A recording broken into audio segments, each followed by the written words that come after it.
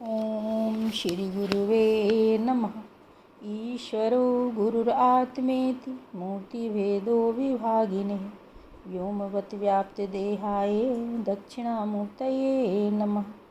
ओम पूर्णमदः पूर्णमिदं पूर्णात् पूर्णम् उदच्यते पूर्णस्य पूर्णमादाय पूर्णमेव अवशिष्यते। ओम शांति शांति शांति। ओम। प्रणाम भगवान। पुरुषोत्तम योग स्वामी अखंडानंद सरस्वती जी का दिव्य ग्रंथ और भगवान इसमें श्रीमद् भगवद गीता के 15वें अध्याय के 8वें मंत्र की व्याख्या चल रही है। शरीरम यत अवापनोति यत चापि उत्क्रांति ईश्वरः। और अब आगे जो लोग ईश्वरों के द्वारा विषयों का भोग करना चाहते हैं और मन के द्वारा विषयों का चिंतन करते रस लेते हैं, वे व्यक्तित्व छोड़ने की इच्छा ही नहीं कर सकते, इसलिए उनकी परिच्छिन्न रूपता का नाश होना संभव ही नहीं है। कैसे उनके परिच्छिन्न रूपता की निवृत्ति होवे जबकि वे भोग ही चाहते हैं, कैसे उनकी कर्ता रूप की निवृत्ति होवे जबकि वे कर्म ही चाहते हैं। इसलिए संसार के जितने मत मजहब हैं वे अपने व्यक्तित्व को रखकर चूँकि रसास्वादन करना चाहते हैं, इसलिए अद्वैत वेदांत की बात उनकी समझ में नहीं आती है। वे अपने व्यक्तित्व को रखकर विषय भोग और विषय भोग चिंतन जन्य सुख को प्राप्त करना चाहते हैं। तब वे क्या करते हैं, विषय में ही अतिशय उत्पन्न करते हैं। जैसे लोग गंदा खाना छोड़कर बढ़िया भोजन बनाना पसंद करते हैं, वैसे वे संसार का विषय भोग छोड़कर स्वर्ग का विषय भोग चाहते हैं। तब धर्मात्मा हो गए। जब वे स्वर्ग का विषय भोग छोड़ ब्रह्मलोक का विषय भोग चाहते हैं तो उपासक हो गए, और ब्रह्मलोक का विषय भोग छोड़कर आत्म सुख का भोग करना चाहते हैं तो योगी हो गए। आत्म सुख छोड़कर परमात्म सुख का भोग करना चाहते हैं तो भक्त हो गए। अब आगे भी बात है। इस लोक का भोग न चाहे, स्वर्ग लोक का भोग न चाहे, ब्रह्मलोक का भोग न चाहे, आत्म सुख समाधि का भोग न चाहे, परमात्म सुख केवल तत्पदार्थ में सायुज्य को भी न चाहे। वैराग्य की भूमिकाएं बड़ी उच्च कोटि की होती हैं। अकेले त्वम पदार्थ का सुख न चाहे और अकेले तत्पदार्थ का सुख भी न चाहे, केवल एक के बोध से अज्ञान की निवृत्ति चाहे। हे भगवान, तब अपरिच्छिन्न आत्मा का बोध संपन्न होता है।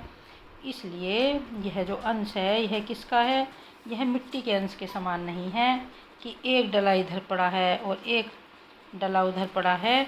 ये पानी का अंश नहीं है कि एक बूंद यहाँ और एक बूंद वहाँ। यह आग का अंश नहीं है कि एक चिंगारी यहाँ और एक चिंगारी वहाँ। यह वायु का अंश नहीं है कि हमारी सांस हमारे पेट में और तुम्हारी सांस तुम्हारे पेट में। यह आकाश का अंश नहीं है कि घड़ा दीवार बना दे। यह अहंकार का अंश नहीं है। यह महतत्व रूपी समष्टि बुद्धि का अंश नहीं है। यह प्रकृति का अंश नहीं है। यह परमात्मा का अंश है।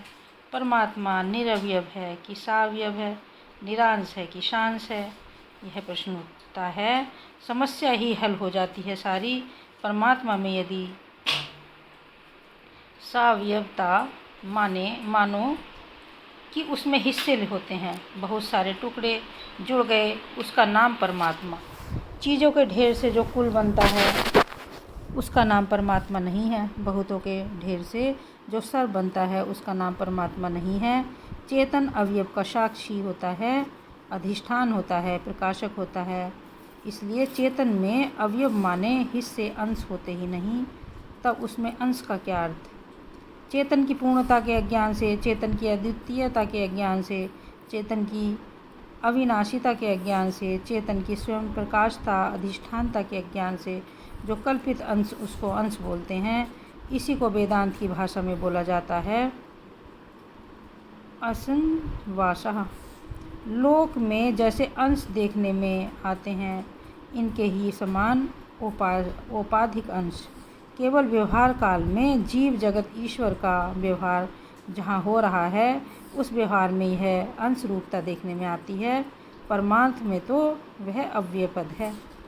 व्यवहार में जीव नहीं है ऐसा नहीं, जीव है लेकिन जड़ नहीं है, चेतन है और चेतन होकर भी पृथक स्वतंत्र चेतन नहीं है, मेरा ही अंश है, व्यवहारिक अंश है। प्रश्न उठा कि व्यवहार में उपाधि का नाश हो जाने से फिर उसका भी नाश हो जाए। नहीं, वह ब्रह्म रूप से सनातन ही है। अब यह प्रश्न हुआ कि फिर यह आना जाना क्या, इसका आना जाना स्वरूप में नहीं है, उपाधि के साथ तादाद में होने के कारण है। विवेक करके यह बात साफ साफ बताई जाती है। ओम शांति शांति शांति। प्रणाम भगवान।